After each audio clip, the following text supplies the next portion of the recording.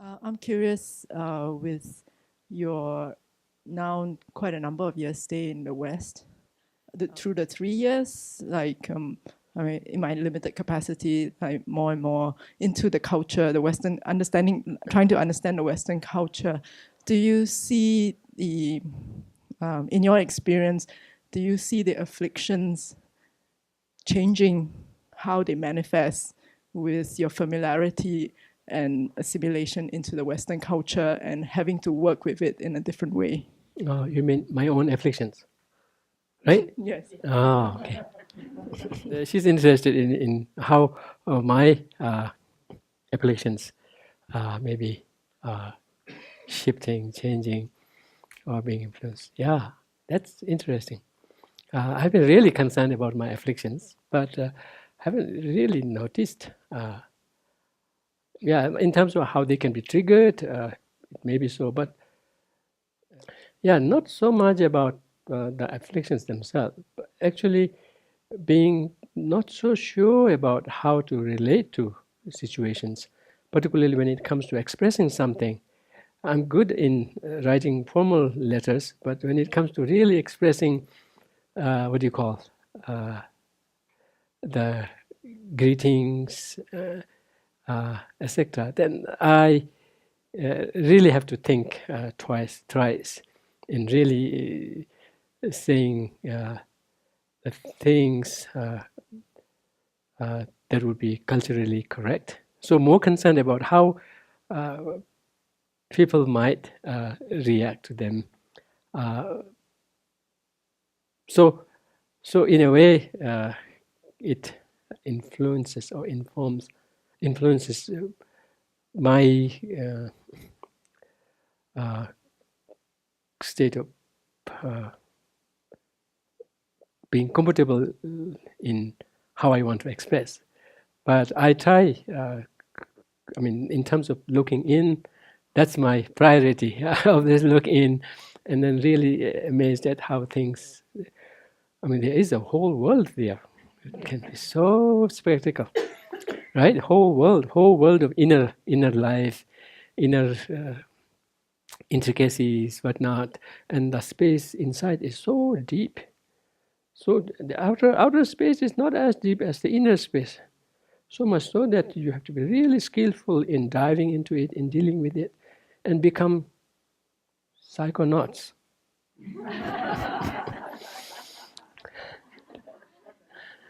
Yeah, and it's so so what do you call sophisticated. But I haven't really noticed any particular afflictions that now has surfaced that I wasn't used to. So if you were speaking in those terms, then I haven't really noticed. Uh, but felt more concerned in how I express them in my dealings with others, particularly when it comes to expressing in words. So many of the words are loaded already that it can affect people in the usual way, even if unintended. So that part I'm really grappling with. But in terms of kind of being witness to new combinations of afflictions, new spectrum of afflictions. I really like to see afflictions in the light of being spectrums, different spectrums of how different combinations can give rise to different, and that's how we might be able to account for what we come across in the scriptures being spoken of 84,000 afflictions, but can be summed down to three root. So I kind of tend to think of them in terms of spectrums of different combinations of different things. So in that respect, I haven't really noticed uh, in terms of being exposed to new uh, new impulses. Yeah, I try. I become I definitely draw on my Buddhist understandings, but at the same time, the exposure to how afflictions are looked at, dealt with, like earlier, I was talking of how I came across the expression, the wisdom of anger. It's like, what in the world they may be speaking of? Where is the wisdom in anger? Anger, if at all, is unwise in really distorting the situation. But where in the world can the Western psychologists maybe speaking of wisdom of anger? So I began to really think thoroughly about that, and then begin to, not that I have confirmed it others, but I begin to get some glimpse of what they might be getting at. So likewise, compassion fatigue, right? Yeah, they're really speaking of compassion fatigue as being a problem. I said, where is this fatigue coming from? Compassion, and the kind of, so that kind of, yeah, in that sense, that gives me to wonder what they may be getting at and how people are really speaking of these in real terms of what they have gone through, and begin to kind of look at compassion little differently, more up close, where there could be loopholes, if at all, if not, where this may be coming from, how compassion may be approached or not, how there is this need of not needs as much, but how the background philosophy, background perspective can make a real difference in how one approaches situations. And yeah, in that respect, exposure to the culture and particularly to the different disciplines have opened up new perspectives, new aspects. Like when I was in Knoxville, Tennessee, a long time ago, I audited in University of Tennessee. Go Wolves! That is their football team's, right? Mascot, yes. So when I was auditing in those classes, I really felt challenged to the Buddhist concept, taken for granted Buddhist concept that everyone wants happiness. Nobody wants suffering. And in the psychology classes, it will list real anecdotal instances of people almost seeming like indulging in harming themselves to the point of really cutting off their limbs and whatnot. Now the question is, did they want suffering or did they want happiness? Where would that fit in? So such, what do you call, real-time actual happenings have really kind of gave us a reality check in terms of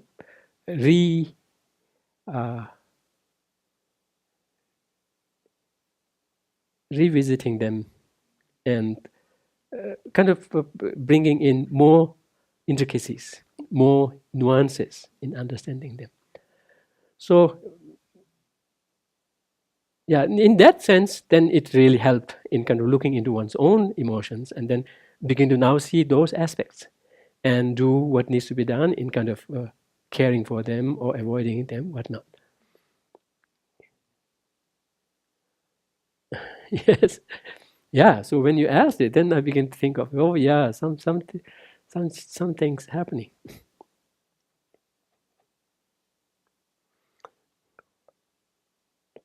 Actually, from a philosophical point of view, I was also challenged, and I still don't have very, very clear answer to. Okay, let me put it. Let me put it in simple terms. Earlier, somebody asked about the work that we do at Emory. I'm part of the Emory Tibet Science Initiative, and we are engaged in engaged in producing a 6-year-long syllabus, bilingual syllabus in neuroscience, physics, biology, and philosophy of science, to be used in teaching monastics, monks and nuns, but senior monks and nuns who would have already been in their monastic program for at least 10, 15 years. So in the course of studying, in the course of translating and studying, first studying and then translating philosophy of science, I began to realize that most of the reasonings used in science is inductive, not deductive. And in our Buddhist understandings, inductive syllogisms, inductive reasonings are not that reliable. So the whole construct in science is built on that. That was an eye-opener. But at the same time, when asked, how come they can insist on deductive reasoning, the apparent reason is it's very hard to arrive at deductive reasonings, such as conclusion like all sentient beings want suffering, want happiness, not suffering. How about some sentient being coming in the future who could be different? How come you can conclude beforehand? And that, but in the Buddhist logic, we have dealt with this problem. Except, I know the theoretical stand of it in terms of dealing with the incontrovertible relationship between cause and effect, between particular and universal, etc., etc.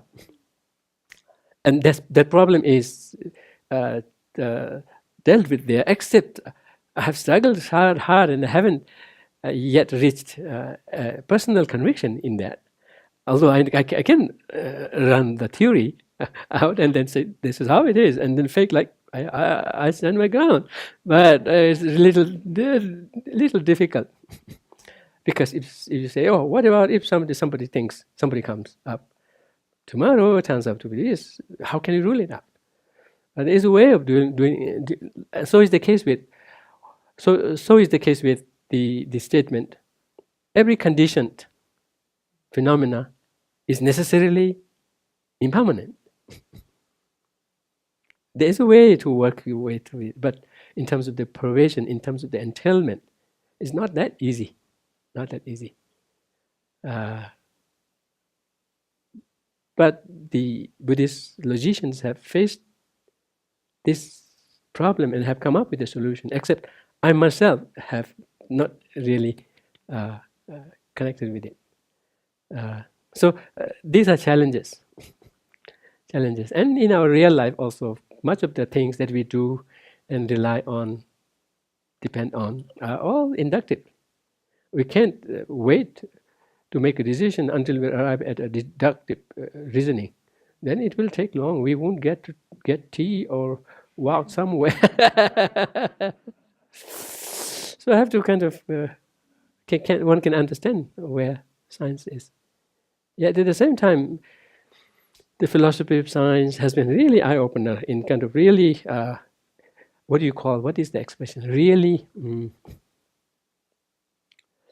what is the expression? If I knew the expression, it would be very easy. It will really take the magic out of science, or something like. Pardon? The mystery out of science? Not so. Pardon? The charm. Maybe so. I think the charm. Pardon? The power and also the charm. Yes, fascination. Rather, it will bring down to what it is and what it is not, other than it's everything. Like we will be dealing with the problem of consciousness. having had this opportunity in working with science philosophy and science textbooks and getting very close, easy access to professors, easy access to professors that I can bug them with questions after questions in terms of what they really mean this. Do you really mean this? Because it makes a difference in how I translate it, etc., etc. So that really gives me access in really digging deeper into where things lie. And I say, oh, this part is not so decided. This we don't know. So I could really bring up so many of them. One of them is the question of consciousness. Yeah. So you talked earlier today about renunciation, and I was thinking about with grasping we have attraction and repulsion. And one of the things I do is sort of trying to meditate on why I want to get out of samsara is think about those things that are repulsive. Like, what's the difference between repulsion and renunciation? I feel like if I focus too much on thinking everything is terrible, that's almost as bad maybe as thinking everything's wonderful. Like, how do you balance in that space? Yeah, more focused not in terms of what is bad, what is good, but what is what. And that way get a more realistic read of things. And as I was learning before, I mean more so for myself, in not aligning one's yet again extra Dharma practice with feeling good, because if we keep feeling good as opposed to feeling bad, with the main reason why we do, why not do, then we still keep that same, same attraction or repulsion towards them. So we kind of let ourselves be ruled by the forces of attraction and repulsion.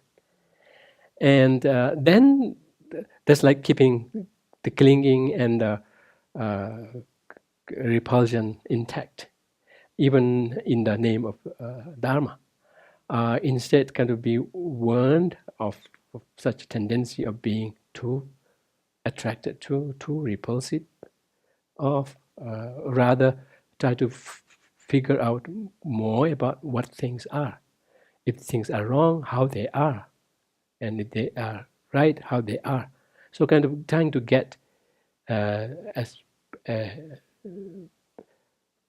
to kind of gear oneself into looking what things are in terms of what they are lacking, what they are not necessarily letting that feed into how I like it, how I don't like it.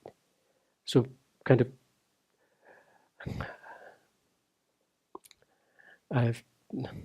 I've talked about this with my fellow people who are currently working on, another project that I'm part of and I'm excited in being part of is the effort.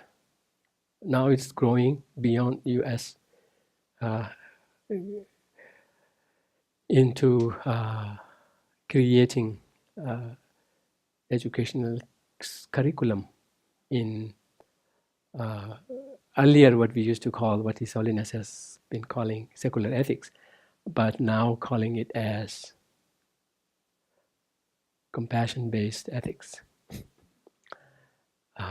They are also, we have so much discussion about how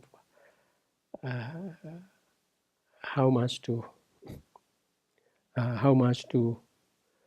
give in to what people like and don't like, how much to let that be in place in the school or whatnot, because that's like keeping the status quo intact, like almost like feeling into their likes and dislikes and say this is okay, and go about your life in liking and making a big deal about things and not liking things like that.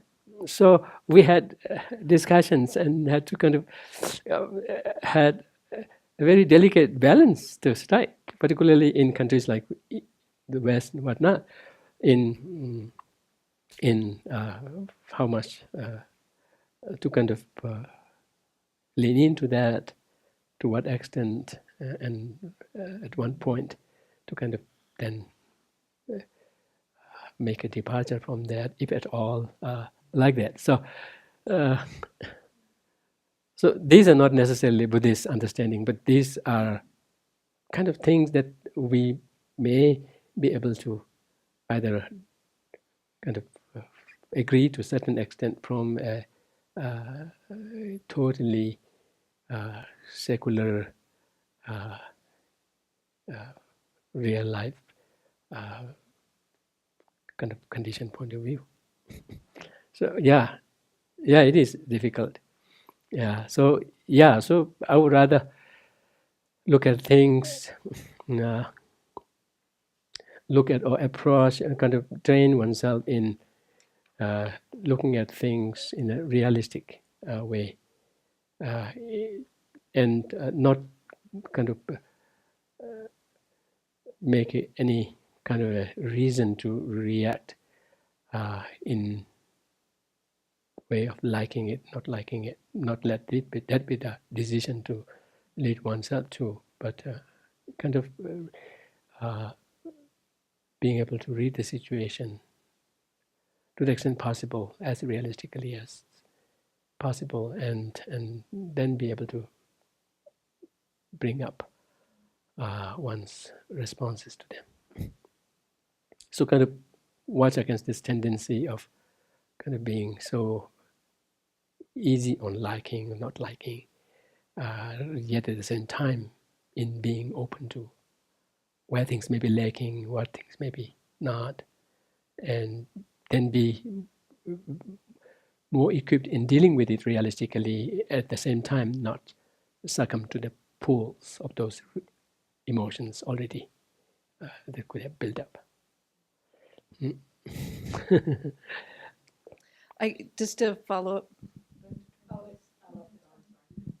Okay, so just to follow up with having aversion or attraction, this, where it's pulling you. It seems like the crux of the problem, or I'm thinking about it for myself, is that I'm involved. It's about me. Yes. And then if I say it's not about me, then things loosen up a bit. Yes, then that is definitely one of the strengths attached. Yeah, it is so crucial. So if we let go of our obsession to ourselves, as much as it is sounding like, no, I'm not ready to do it, that can really mean a lot in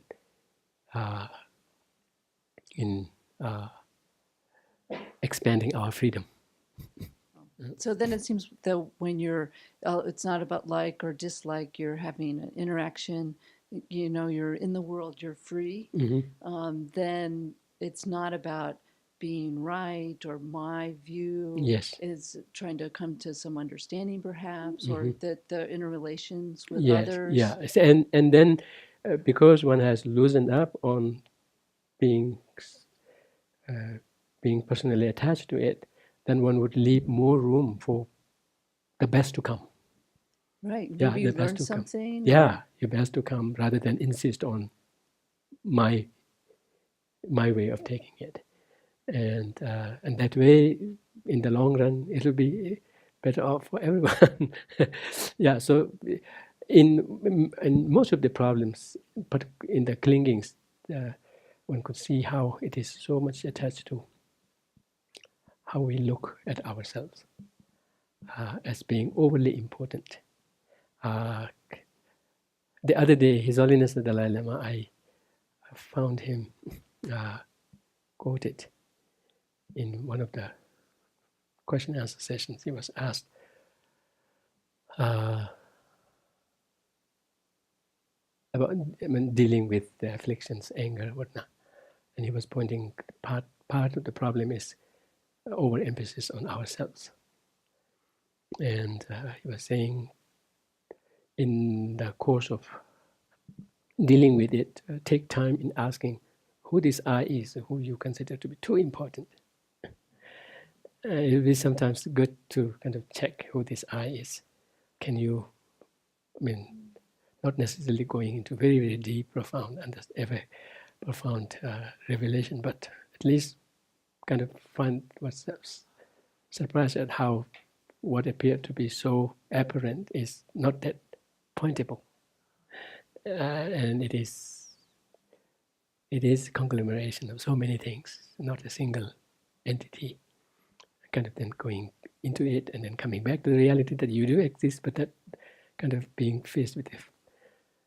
So, to a great extent, our taken for granted overemphasis on the self is really standing in our way of larger freedom.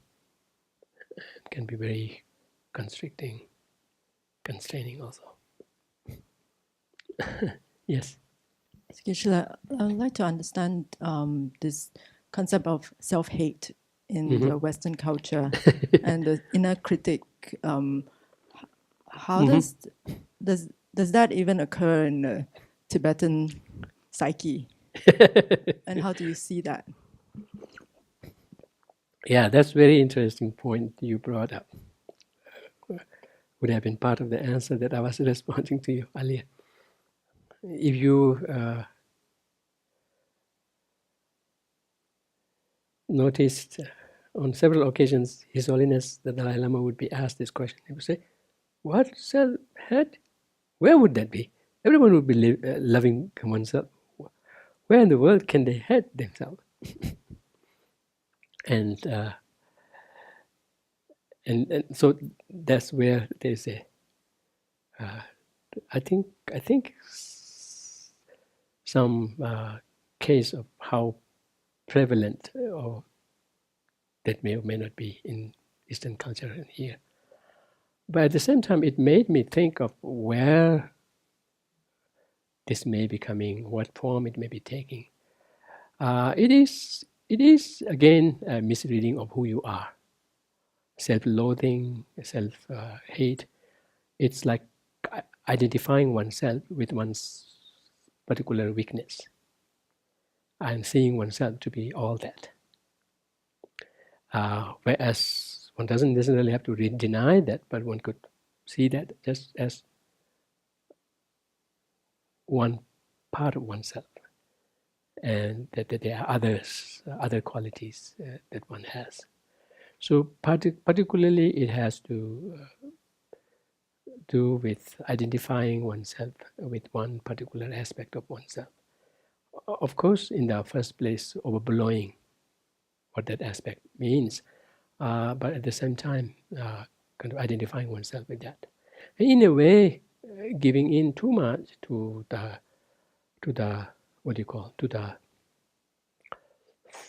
pressure of the society.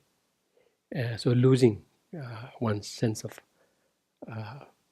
being in charge, rather than totally giving into the outside forces and then trying to kind of conform with that.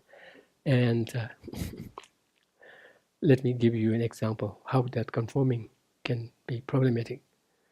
I used to tell in my class in Varanasi, it's school, very young children, young students, college level students. Some of them particularly are very much driven by fashion. And they would to go to the length of really borrowing money and then see themselves to be trendy. Right? With that, I said, wow, this is bringing, not that I'm against fashion. If your old shoe runs out, I would rather recommend you to go for the most fashionable one. But not until then. Use it. And then, make this. Not leave that halfway used and then go to the length of really catching up, kind of being too conforming. Then you will suffer. You're bringing more suffering. Instead, you set the trend. You can set the trend.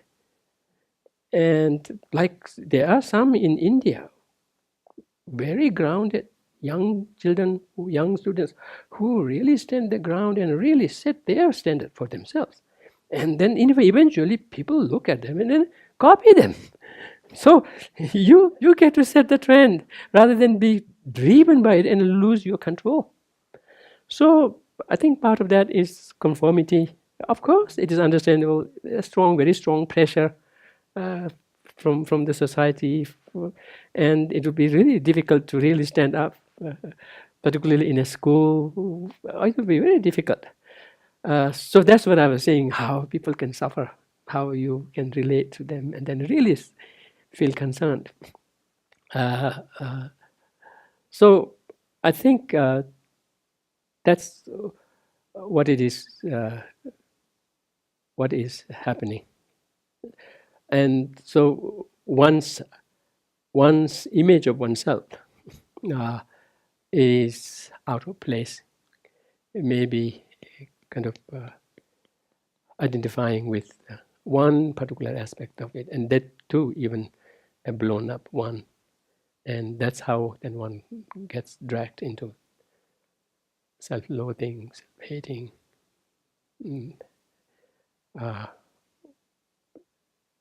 So some exposure to how one could make,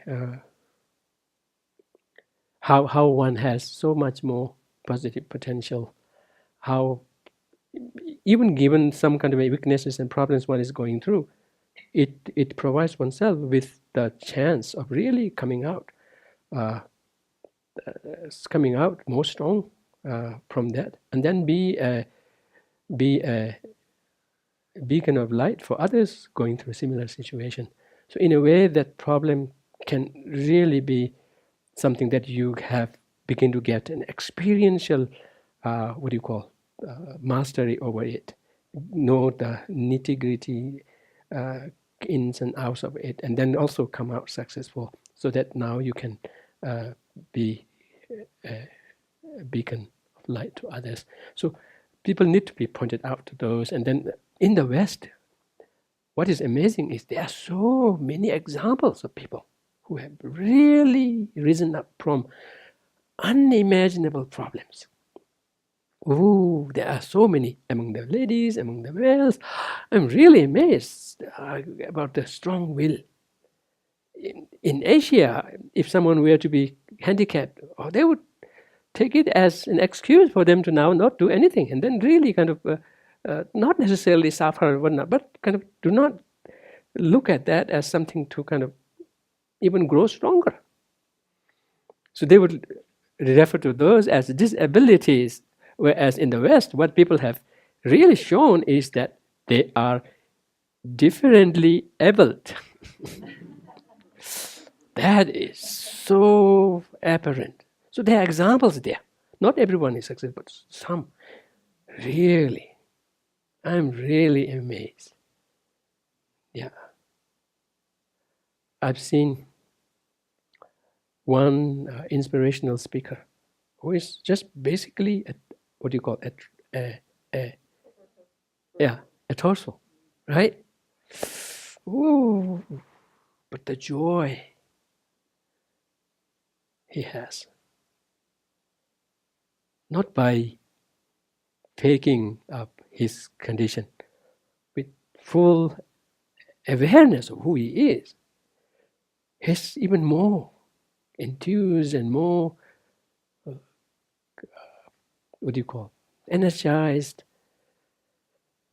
But he had its very devastating share of problem, even to the point of contemplating suicide several times. But somehow he has come out of that, and now he could be counted as one of the most contented and most happy person. So it's not limited to how you look, how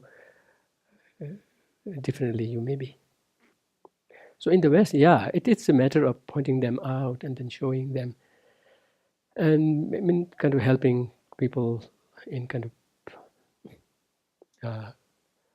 pointing out those possibilities. Yeah, partly it is because of too much conformist attitude, the pressure of the society, and then on one's part, not having had that exposure of how creative one can be mentally. So, first question. I think I heard you say that the Buddhist perspective is that existence is not a big deal. Mm-hmm. Do you think it's useful to think about the root of our problems as stemming from constantly trying to make existence into a big deal? Is that a good way of I framing it? see. What I meant by that, at least, I think that may be the first time I have spoken like that. But what I meant by that is, existence per se is not a big deal in that, but how you exist can make a difference, and thus one has to rise up to the truth of how you can make it a great deal for oneself and for others. Okay. That's Thank what I meant. One other question on a completely different topic. Could you summarize the Buddhist view on how the mind interacts with the brain, the mind being not physical, and the brain being physical? Yes.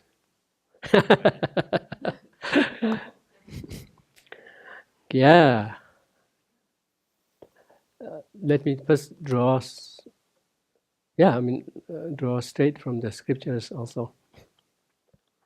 In the scriptures, not necessarily in the more advanced tantric resources where we say more definitive explanations about the relationship in body and mind are explained. But even at a relatively lesser, lower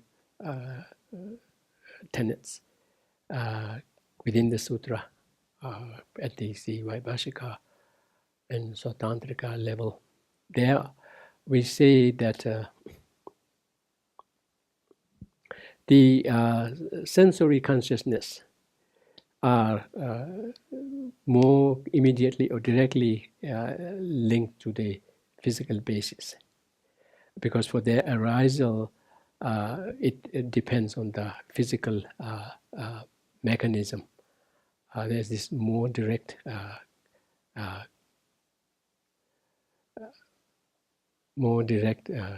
connection there, which is to say that suppose one's body has been affected by certain physical pain or whatnot, because of the sensations attached with it, the touch consciousness can be immediately linked to it. And then through the touch consciousness, because of its being a consciousness nature, it can then affect the mental consciousness, but not as directly as it does between the physical sensations and the sensory consciousness. Because if we let the status quo of kind of not taking charge of our mind and then let it just go with the usual default flow, then yes, there is this possibility of how the sensory consciousness can affect the mental consciousness. So that's the usual connection. But one could realize the gap between this physical stimulus and physical oriented sense consciousness and the mind, and one can buffer them if one takes control, whatnot. But what I personally see, and of course rooted in the scriptures, more at the very subtle, very advanced tantric level, is that consciousness by its very nature is non-physical, but it is necessarily conjoined with a physical substratum. That's our take, even at the most subtle level of consciousness, which is to say that as much as we hear paranormal scientists saying, oh, our mind, spirit is non-local, and that it is not dependent on body, there they are speaking of non-local in terms of its being not dependent on brain. Without brain, it can function. But from a Buddhist perspective, even in consciousness without a brain would still be local. Local in the sense that it would still have a physical base which would be localized.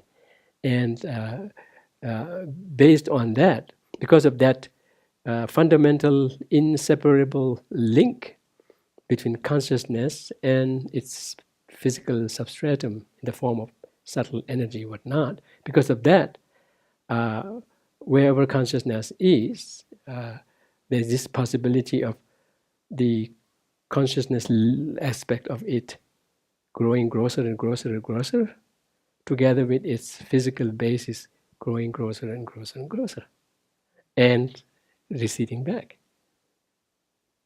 So, in a way, irrespective of their being totally different in their nature, they are inextricably linked. So, because of that, okay. Besides that, I remember showing a strand, 2 strands of thread, and what do you call? Twisted. Yeah. Spun, twisted together. So if you look throughout it, you will see the black strand maintaining its continuum, never becoming white at any point, and the white stream maintaining its stream, never becoming black. So in terms of their substantial causes, it maintains consciousness to consciousness, physical to physical, but in terms of their being intertwined, a prior moment of consciousness affects the later moment of the body, because it is intertwined. So if you pull even the white part, black part would be pulled with it. So that's how we explain. Yes. Thank you. I'm wondering, in terms of what you're just speaking about, if you could talk a little bit about consciousness and health. Consciousness and health. Health. Oh. Physical health. Yes. Huh? Yeah. I mean, there seems to be very intricate link, particularly at our level. The consciousness is also at a grosser level. So with the grosser consciousness, the link with the grosser physical is very, very apparent, very strong. So the subtler the mind becomes, the less dependent or less dependent the body will be on it. So in a way, there's a very strong link between our as soon as you generate anger of our, so part of the practice is also as much as we spoke of how it is important to look into the mind and be mindful of it and have the mind on the mind and look at it. It is as important to be aware of the body also in the course of life, in the course of time. Even in the scriptures also it mentions about being aware of the breathing, being aware of the body sensations every once in a while, because it could be very indicative of what is going on in the mind and vice versa. And there is a very strong link between the two, so much so that if you have noticed, and I have, and most all of us cannot escape that, when we are really depressed or stressed, whatnot, we begin to feel the changes in the body. And as much as it sometimes seems like no way out of it, if one is having the presence of mind in looking into the mind of what I'm getting into, how I'm reading the situation that's kind of worrying me, whatnot. If you could pull one strand, one would begin to feel the body responding right away. Doesn't even take time. Right away, one begins to feel loosening up, relaxing. It's so apparent. And so So the most what do you call beneficial thing to make our mind rest in would be built on a compassionate frame of mind, infused with the appreciation, conviction into the interrelated nature of things. If we could make the combination kind of the general mind frame, I think we would have much easier sail through life, and the body would respond to it very effectively. And then every once in a while, if there is some tensions, whatnot, if we could then remind ourselves of the need of kind of checking at our mental level, it could really make a difference. So, more important thing is to have a general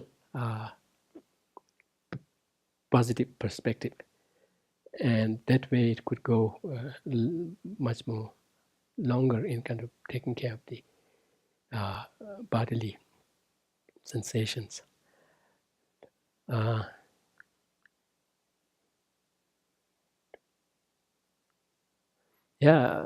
Unless it is a physical, gross physical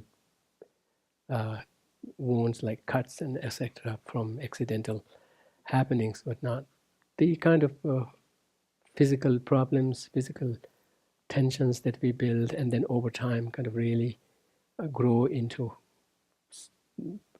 strong physical problems like tumors and whatnot. I think on the whole, maintaining a positive perspective, which means rooted in compassion and appreciation. The combination is really the panacea, I think, the combination of altruistic attitude, which means cutting down on self-absorption, self-obsession, yet at the same time grounding that in a realistic understanding by developing this expanded appreciation of dependent origination connection, and grounding the compassion of appreciation, admiration, connection with others on the fact that our life is totally interlinked and whatnot. So the two can really do a good tango. And can really make a big difference. Again, back to the same subject, actually, how the mind is connected with the body. So I'm wondering, like, if you could be a bit more specific. If you have the gross mind, is there a connection with the gross body and with the subtle energy system? Like, is a subtle energy system related to a more subtle mind or not so? Yeah, subtle mind, of course. Subtle mind. Yes. So, which means? I see. Yeah, that is.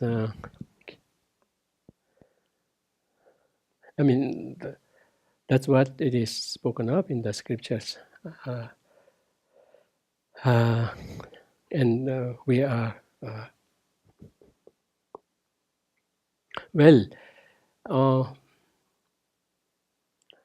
on one hand, when we speak of gross mind, not so sure, not so totally right, but the more conceptual in nature the mind is, the grosser it will be considered. Between the sense consciousness and sensory consciousness and mental consciousness, sensory consciousness is considered grosser.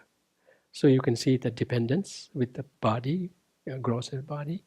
And then within the mental consciousness, the more conceptual oriented they are, they may be on the whole. See, I'm using inductive reasoning here. On the whole, more dependent on grosser consciousness, and within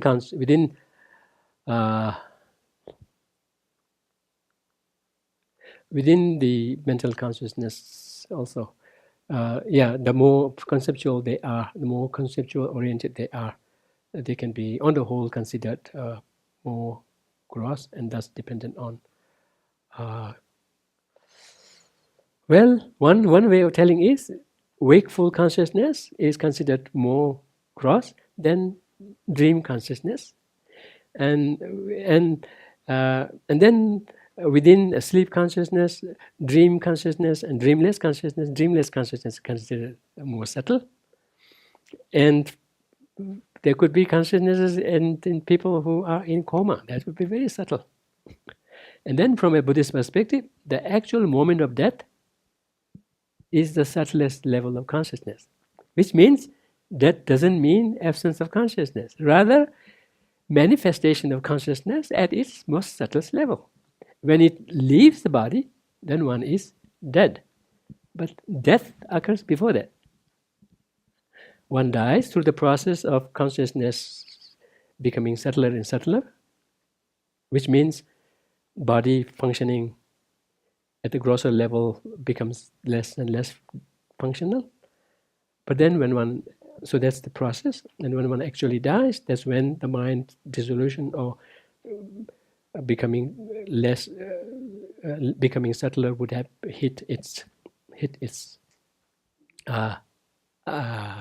optimum. That's when ordinarily death occurs. So death is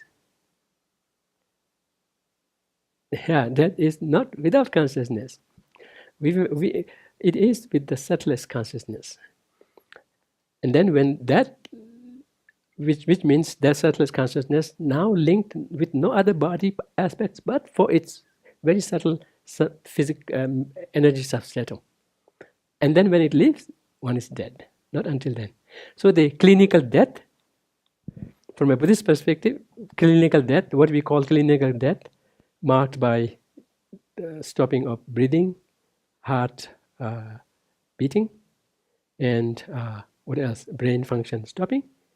All three combined could be taking place halfway through the process, not all the way after death, from a Buddhist perspective. So that's how it is indicative of how the physical gross body stops functioning, and thus the consciousness associated with that would have become unoperational.